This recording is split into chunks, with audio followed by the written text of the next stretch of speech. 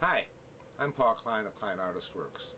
I teach an online course, it's 12 weeks long, that empowers artists by demystifying the art world. Invariably, artists have a lot of difficulty figuring out how to navigate the art world. The art world's complicated, it's all kinds of convoluted, it's perhaps the last unregulated business in the United States. It's hard, it's secretive, people don't know what art sells for, they don't know the function of galleries, what a curator does, how a gallery and a curator have a relationship, how you progress to having a gallery, how you move from one gallery to another, how you get a museum show, how you work with curators. You know, that's just one path. There are lots of villages, actually, in the art world. It's not so much an art world, but a mass of villages. And each of these villages is different, and you need to be able to figure out how to navigate yourself and your path through these villages. A village might be working with an art consultant. A village might be cooperating with other artists and doing shared projects and joint ventures. Another path might be pursuing a relationship with a museum, or not having a gallery or a museum at all and working on selling your artwork directly by yourself. These are all different kinds of paths. I'm Paul Klein. I've been involved in the art world for over 30 years. I had an art gallery for most of that time, then I was doing some art consulting, and now I'm working with coaching artists. Throughout all these experiences, I've learned how the art world works and how it functions. And really importantly, I've made an awful lot of friends and relationships and grown my community with other people in the art world. So that I've got friends who participate in these webinars. In each session, there's lots of different experts who explain from their point of view how the art world works. They talk about what worked for them, what doesn't work for them, how they got involved, how they stay involved, how they stay fresh, what they do. Some of these folks will tell you that the way to find an art gallery is submitting your work to a juried competition. Others will say that they find most of their artists by listening to their peers and or artists who are friends. You know, it's a community. People grow these relationships, and from these relationships, other relationships grow. Many artists make the mistake of thinking that it's sufficient to make good art, that they can hang out in their studio and that the world will come to them. It doesn't work that way anymore. I'm not even sure that it ever did, but let's say that's old school.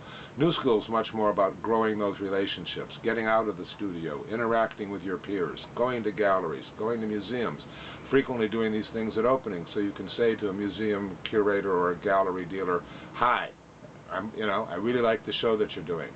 If you take the course, you'll see that there's all these webinars that we do that have discussions with these folks. People are asking questions in real time. You take the course, you can walk up to a curator and you can say, "I saw you on the Klein Artist Works program and you were really interesting. I wanted to ask you a question about whatever." You know, all of a sudden you have this introduction, you have an entree to the art world. These are the solutions that make the art world work for you, the relationships that you grow, the people you work with. You know, also, there's a lot of artists who cooperate as a result of this course with one another. And perhaps a painter will get an inquiry about sculpture, and he'll turn around and say to you, "Here's this opportunity that's not right for me, but it may be right for you." I see this happen all the time.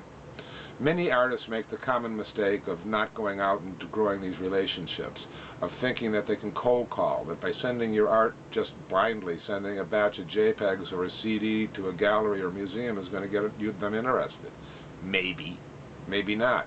Usually it just comes from familiarity. It's more important to be out and about, to have your images and yourself showing to people as you grow those relationships. First thing you should do is get out of the studio and go participate in your art community. Grow your community. Yes, you have to spend time in your studio, but no, it shouldn't be 100%. Perhaps 60, 70%, no, turn it around. Perhaps 40, 30% of your time should be spent outside the studio working on your career. Too many artists don't think about the big picture, the 10-year picture, or the longer career. This art career thing isn't a sprint. You've heard these before. It's a marathon. It's about that long-range view and having some sense of how your career is going to fulfill itself over time. I recently did an interview with an artist who felt like she wasn't drawing well enough, and she really wanted to focus on drawing. This is an artist who has a really successful art career, and she's been famous and she's doing really well, but she figured that, within 5 years I want to be able to draw really well.